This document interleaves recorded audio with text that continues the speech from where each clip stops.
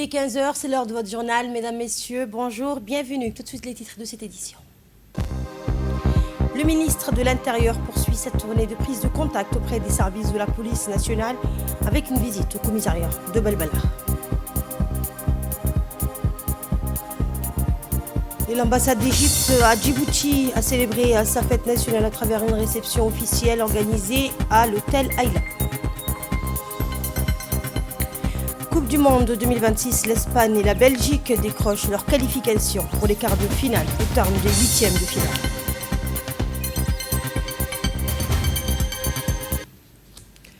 Bonjour et merci de nous accueillir chez vous. Le ministre de l'Intérieur poursuit sa tournée de prise de contact auprès des services de la police nationale.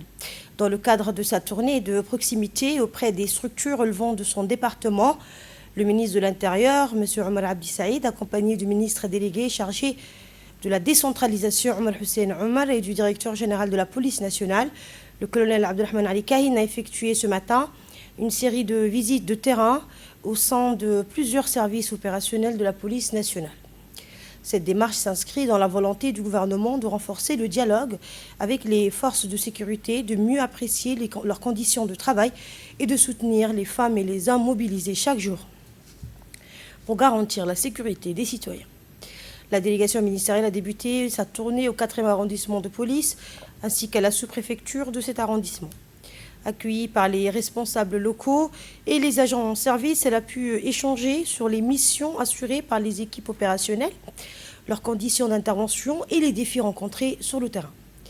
La visite s'est poursuivie au 5e arrondissement de police, où le ministre et sa délégation ont pris connaissance des dispositifs de sécurité déployés ainsi que des actions de proximité menées au quotidien par les services de police au profit de la population.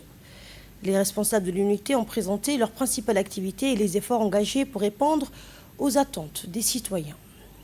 À Balbala, la délégation ministérielle a rencontré les autorités locales et les responsables des services de sécurité afin d'échanger sur les enjeux liés à la prévention de la délinquance, au maintien de l'ordre public et au renforcement de la coordination entre les différents acteurs institutionnels. Et la tournée s'est achevée au commissariat de Hoden, où le ministre a visité les installations et rencontré les policiers en poste. À cette occasion, il a salué leur engagement et rappelé l'importance d'un service public de sécurité moderne, efficace et proche des citoyens, reposant sur le professionnalisme, le respect de la loi et la qualité de l'accueil.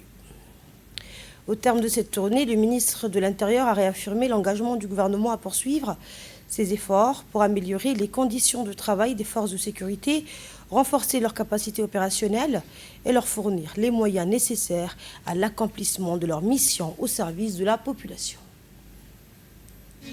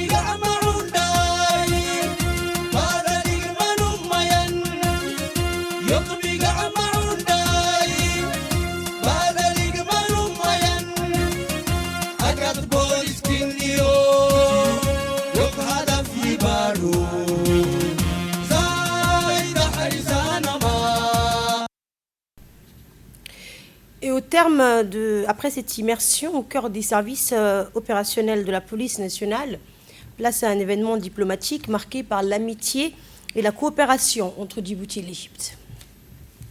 L'ambassade de la République arabe d'Égypte en République de Djibouti a célébré hier soir la fête nationale égyptienne à travers une réception officielle organisée à Djibouti à Grand Hôtel par l'ambassade d'Égypte à Djibouti, par l'ambassadeur d'Égypte à Djibouti, Abdelrahman Rafat. Cette célébration intervient quelques jours seulement après la commémoration par la République de Djibouti du 49e anniversaire de son accession à l'indépendance, illustrant les liens historiques d'amitié et de fraternité qui unissent les deux pays.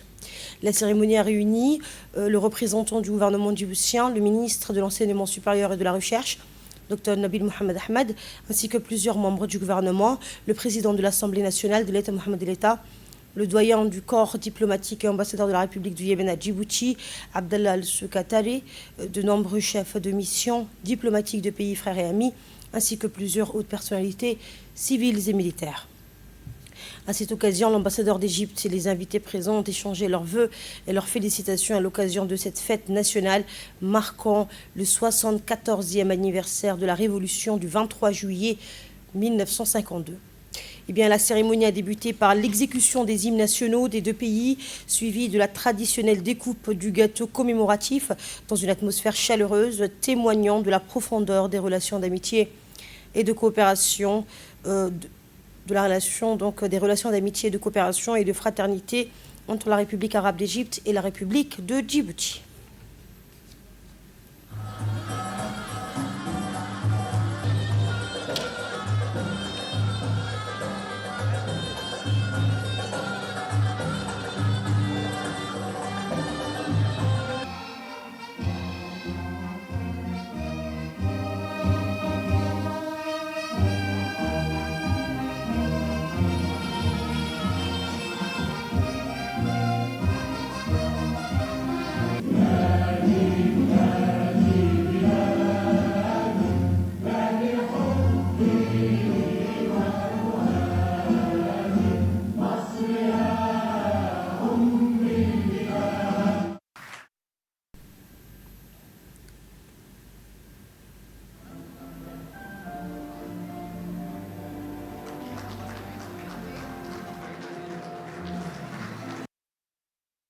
Retour donc sur cette cérémonie où les liens historiques entre les deux pays ont été également largement mis à l'honneur. Dans son allocution, l'ambassadeur égyptien a souligné la solidité de cette relation bilatérale et les perspectives de coopération. L'ambassadeur de la République arabe d'Égypte auprès de la République de Djibouti, Abdelrahman Rafat, a mis en avant la profondeur des relations historiques entre l'Égypte et Djibouti, ainsi que l'excellence de la coopération bilatérale dans plusieurs domaines stratégiques. Il a souligné l'importance de la célébration de la fête nationale égyptienne, marquant le 74e anniversaire de la Révolution du 23 juillet, tout en rappelant les réalisations accomplies par l'Égypte et les perspectives de renforcement des liens entre les deux pays. L'ambassadeur égyptien a également salué la dynamique de coopération avec Djibouti, notamment dans les secteurs des ports, de l'énergie et des services logistiques, avant d'adresser ses vœux de stabilité, de progrès et de prospérité au peuple djiboutien à l'occasion du 49e anniversaire de l'indépendance nationale. Et pour sa part, le représentant du gouvernement, également ministre de l'Enseignement supérieur et de la Recherche, Dr Nabil Mohamed Ahmed, a adressé ses chaleureuses félicitations à la République arabe d'Égypte, à ses dirigeants, à son gouvernement et à son peuple, en formulant ses vœux de paix, de stabilité, de progrès et de prospérité. Écoutons un extrait de son intervention. Et pour moi, encore une fois, un très grand honneur de prendre part à cette cérémonie qui est organisée à l'occasion de la commémoration de la glorieuse révolution du 23 juillet. Un événement marquant de l'histoire contemporaine de la République arabe d'Égypte. Cette fête nationale, mesdames et messieurs, célèbre avant tout la renaissance d'une nation qui, depuis des millénaires, éclaire les civilisations. Il suffit d'aller voir le musée d'Égypte. Elle sonne aussi l'histoire du monde arabe. Elle contribue à l'essor du continent africain et elle demeure l'un des piliers de la stabilité du Moyen-Orient.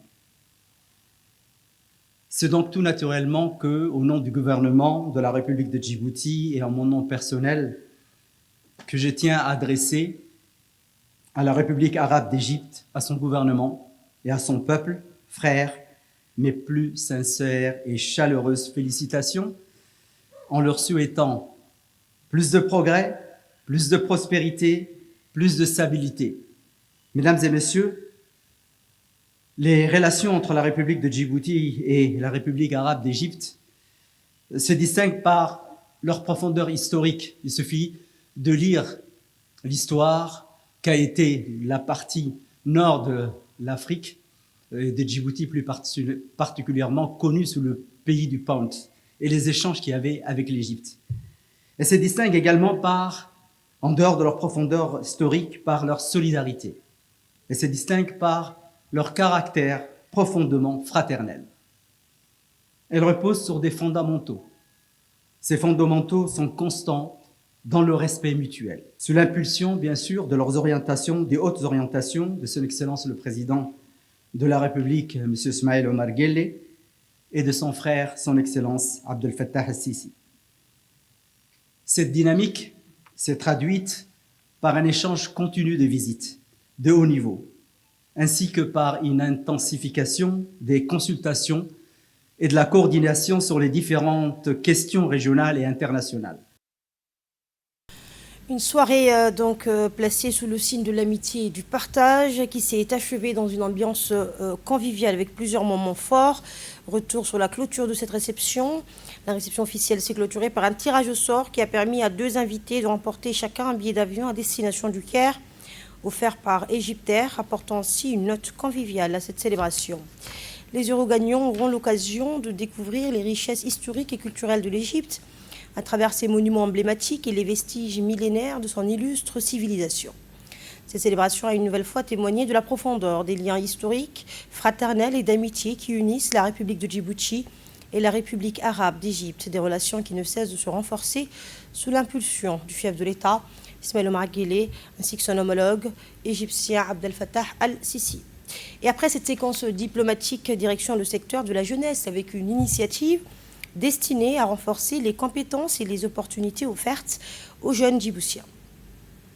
Le ministère de la Jeunesse et de la Culture, à travers la direction de l'insertion sociale des jeunes et du volontariat, a officiellement lancé hier des cours d'anglais gratuits destinés aux jeunes des centres de développement communautaire des quartiers 5, Nguela, PK12 et Leyablé Moustiquaire.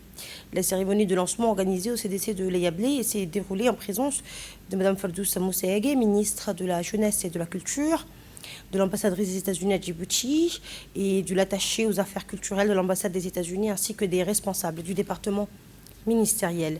Fruit du département entre Djibouti et les États-Unis, ce programme de 3 mois ambitionne de renforcer les compétences linguistiques des jeunes, d'améliorer leur perspective d'insertion professionnelle et de favoriser leur ouverture sur l'international. À travers cette initiative lancée conjointement par Madame la Ministre et Madame l'Ambassadrice, le ministère de la Jeunesse et de la Culture poursuit sa politique de valorisation des talents et d'accompagnement d'une jeunesse mieux préparée aux défis de demain, conformément à la vision du Président de la République et du gouvernement.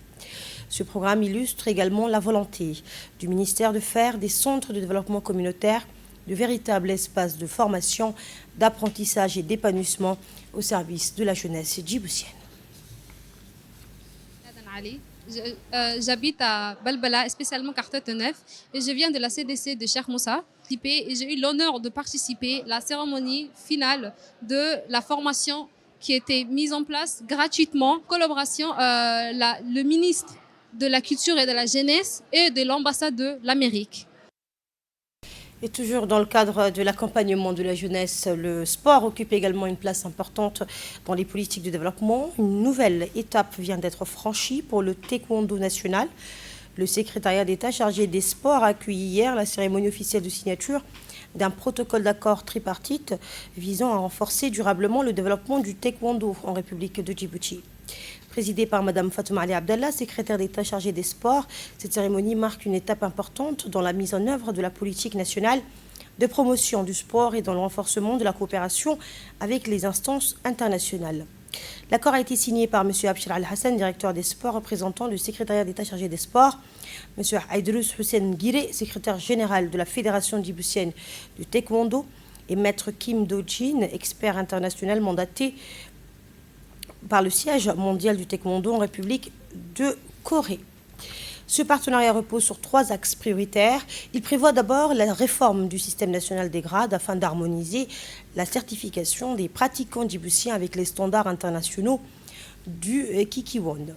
Il vise également à élargir l'accès à la pratique du taekwondo à travers son introduction dans les centres de développement communautaire, notamment avec des programmes de self-défense destinés aux femmes et aux jeunes filles, ainsi que des actions de sensibilisation auprès de la jeunesse.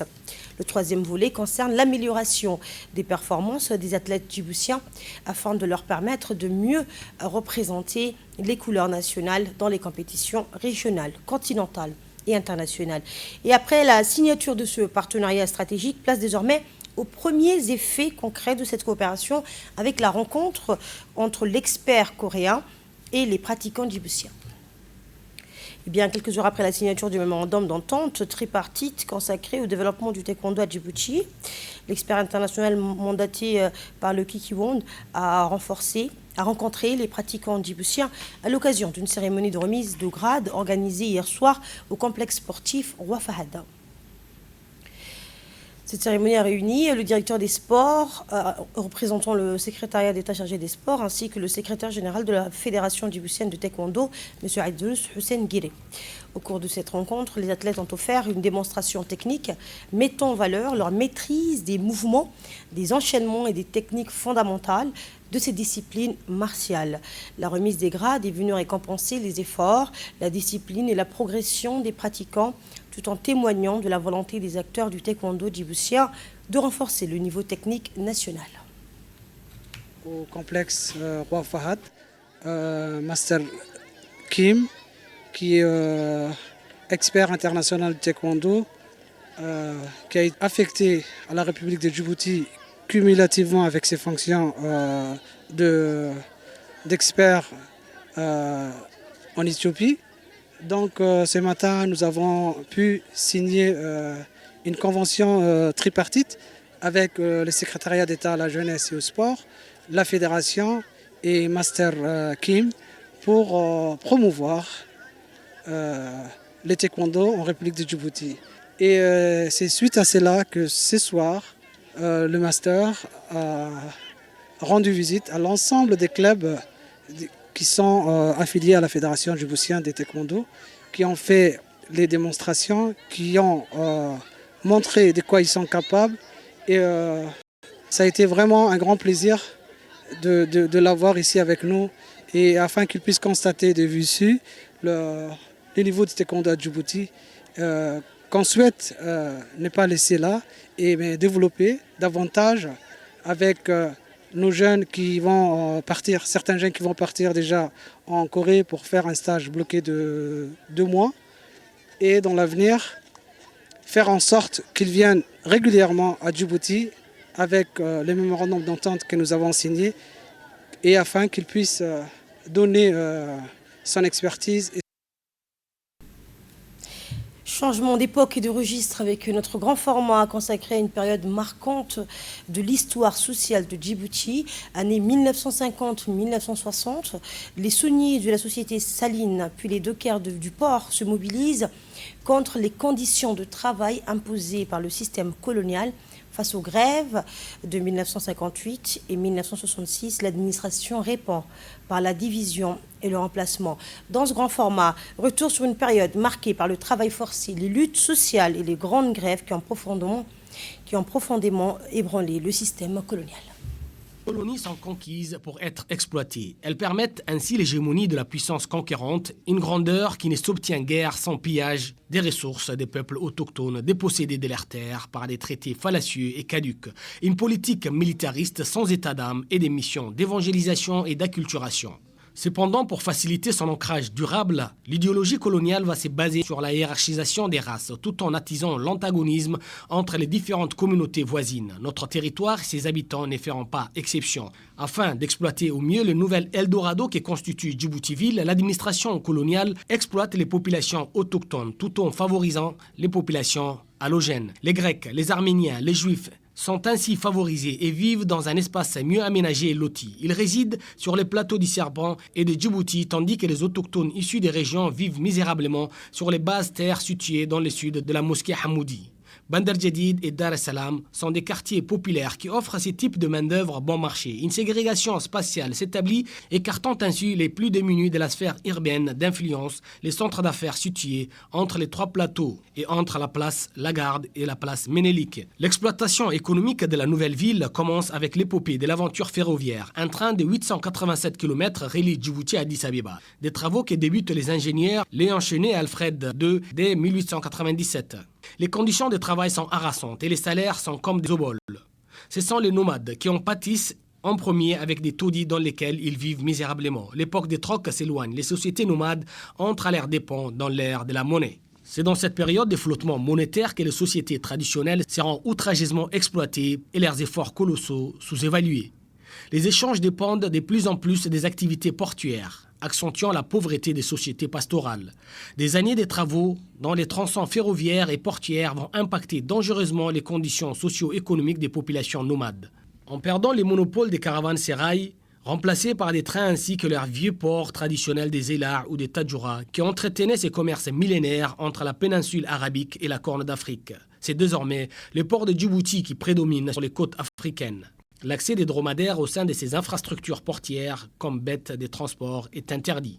Pour les éleveurs et les caravaniers, c'est la reconversion vers des nouveaux métiers qui empêchent de vivre décemment dans la dignité. Ils deviennent coulis, ouvriers, dockers, boys, plantants ou gardiens. Ils abandonnent l'arrière-pays où ils vivaient dignement de leur cheptel. Les plus aguerris des nomades n'ont plus rien à faire en brousse et dans leurs villages respectifs. Ils migrent dans leur capitale à la recherche d'emploi. Certains sont incorporés dans la milice indigène ou garde territoriale pour la sécurité de la ville, ancêtre de la police nationale, et les groupements nomades armés, ancêtres de la gendarmerie pour la sécurité des régions de l'intérieur. Les deux corps sont formés par le gouverneur Chapon Paisak au pouvoir entre 1924 et 1934.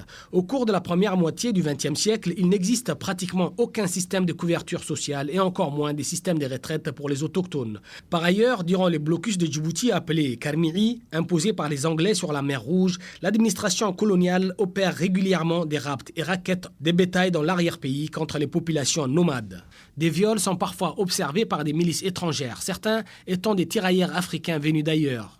C'est dans les Goda qu'aura lieu la grande révolte des Kaboba qui fut réprimée dans le sang. Plus que les salaires des misères proposés aux Djiboutiens durement exploités dans les puits torrides des salines ou puisant roches madréporiques solides et charbon dans les trains au cours des années 50 et 60, puis expulsés à cause de leur mouvement de grève dénonçant les conditions déplorables de travail ingrat, l'industrialisation de la ville de Djibouti par les sociétés telles que la compagnie ferroviaire franco-éthiopienne, les messageries maritimes ou encore la société industrielle de Djibouti crée des conditions sanitaires inouïes. Parmi ces sociétés, la société saline est la plus meurtrière. 5 médecins dénonçant les décès précoces des sauniers et des enfants sont expulsés du territoire à cause de leurs rapports tirant la sonnette d'alarme sur les conditions d'hygiène. Ce qui explique en partie la révolte de 1949 par les sauniers dénonçant l'arrestation de Hassan Hamfare Dima, alors caissier de la société industrielle de Djibouti. En 1958, éclate encore une grande grève des dockers au port de Djibouti. Les salaires indécents et les conditions de travail dans les activités des soutages ainsi que d'autres activités plus pénibles poussent à une seconde grève en 1906 que l'administration coloniale n'hésite pas à remplacer tous les dockers en activité par d'autres dockers d'une autre communauté. En maintenant les populations divisées, le système colonial maintient la misère dans les colonies et appauvrit davantage les autochtones dont les conditions de vie ne s'améliorent pas.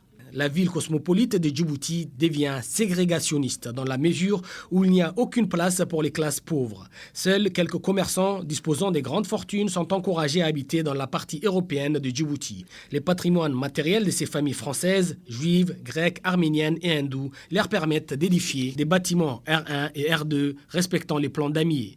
Il n'existe aucune politique envisageant de créer d'habitats décents pour les populations locales. Les seuls aménagements effectués sont faits pour l'organisation d'axes routiers à la suite de la Seconde Guerre mondiale pour mieux contrôler les quartiers populaires faits des taudis à l'aide des tôles ondulées, des planches, des sacs, des bois situés sur les périphéries.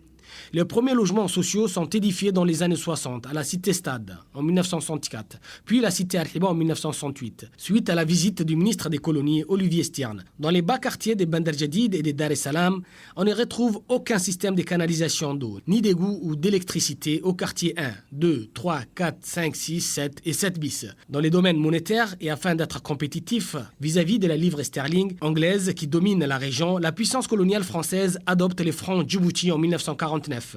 L'objectif est de maintenir une monnaie forte, capable d'assurer la compétitivité commerciale du territoire. Mais dès l'instant où on évoque l'irréversibilité de l'indépendance, la puissance coloniale propose aux indépendantistes djiboutiens de rejoindre la zone du franc CFA. Une situation qui aurait appauvri notre pays considérablement. Un refus net sera observé par nos héros et nos leaders politiques conseillés par Saïd Ali Koubeche, qui a veillé à la stabilité monétaire du pays en continuant l'aventure avec les francs de Djibouti arrimés sur le dollar. Dans son ouvrage intitulé « Le cercle et la spirale » de Omar Ousmane Rabé, paru en 1983, il raconte et montre la planification de l'administration coloniale afin de réduire au maximum les inscriptions dans les écoles de la population locale ou autochtone, qui ne devraient pas dépasser 14% pour ne pas bouleverser les structures sociales. Mais cette situation sera inversée par la détermination de nos aînés qui ont arraché l'indépendance nationale. Et après ce retour sur les grandes luttes sociales du passé, l'actualité nous ramène aux opérations menées aujourd'hui sur le terrain contre les trafics et la contrebande. La brigade des douanes de Dikil, en coordination avec le détachement de la police nationale de la région, a intercepté une importante quantité de cas de contrebande dans le secteur de Saïd Gaben, situé entre Bodara et la ville de Dikil. La marchandise transportée à Dodom par des passeurs était destinée à être acheminée vers la région de Dikil. L'opération a permis la saisie de 32 colis de 4 pour un poids total de 1600 kg. Conformément aux procédures en vigueur, la marchandise saisie a été détruite sur place en présence du chef de la brigade des douanes de Dikil, M. Moussa Omar Moussa. Et nous poursuivons avec l'actualité sportive internationale marquée par les derniers résultats de la Coupe du Monde 2026. l'Espagne et la Belgique ont validé leur billet pour les quarts de finale de la Coupe du Monde édition 2026 en remportant leur rencontre des huitièmes de finale face au Portugal et aux États-Unis.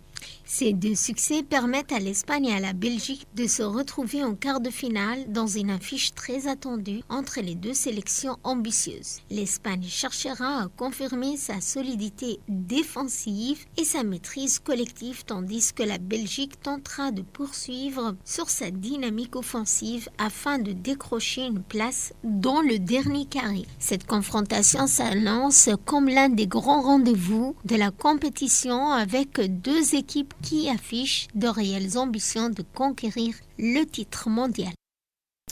Et au-delà du sport, l'actualité internationale est également marquée par les initiatives en faveur du développement économique du continent. La Banque islamique de développement a approuvé de nouveaux financements en faveur de projets d'infrastructures d'énergie et d'agriculture lors des réunions annuelles 2026 à Bakou, en Azerbaïdjan. Phare de Hussein. La Banque islamique de développement a réaffirmé son engagement en faveur du développement des économies africaines à travers l'approbation de nouveaux financements destinés au secteur des infrastructures, de l'énergie et de l'agriculture lors de ces réunions annuelles 2026 tenues à Bakou, en Azerbaïdjan.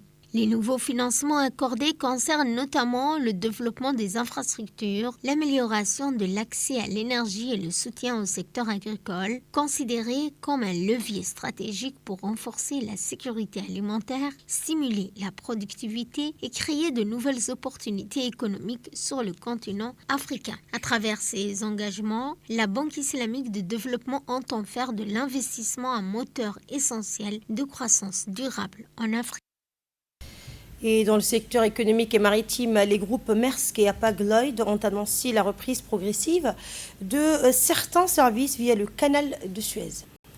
Le Danois de transport maritime a annoncé la reprise progressive de certains services transitant par le canal de Suez dans le cadre de son réseau commun Gemini, développé en partenariat avec l'armateur allemand. Selon le groupe danois de transport maritime, cette décision s'inscrit dans le cadre des ajustements opérationnels du réseau Gemini qui vise à renforcer l'efficacité des services maritimes et à optimiser les liaisons entre les principales routes commerciales internationales. À la suite de ces annonces, les marchés financiers ont réagi et les associations ont enregistré un repli. Les analystes affirment que les investisseurs anticipent qu'une reprise progressive des transits par le canal de Suez pourrait contribuer à une évolution des capacités de transport disponibles, par conséquent influencer les niveaux de trafic du fret maritime. Le retour de certains services par cette voie maritime stratégique pourrait également permettre de réduire les transports de transit et d'améliorer la fluidité des chaînes d'approvisionnement mondiales. Et enfin, dans le domaine de la sécurité internationale, les dirigeants de l'OTAN se réunissent à Ankara en Turquie pour définir les prochaines orientations de l'Alliance. Explication. Les dirigeants de l'Organisation du traité de l'Atlantique Nord, l'OTAN, se préparent à se réunir à Ankara en Turquie pour un sommet consacré à l'avenir de l'Alliance, au renforcement de la coopération entre les États membres et à l'évolution des priorités dans le domaine de la défense. Cette rencontre intervient dans un contexte marqué par un intérêt accru pour la répartition des responsabilités au sein de l'Alliance. Les pays membres doivent notamment échanger sur le renforcement de leurs capacités de défense, de développement des investissements dans le secteur militaire et l'amélioration de la coordination collective. Le sommet d'Ankara intervient dans un moment important pour l'OTAN, alors que les dirigeants cherchent à définir les orientations de la prochaine étape de coopération et à renforcer les liens entre les pays membres. Fin de ce journal, merci à vous de l'avoir suivi. Très bonne suite de programme sur votre antenne.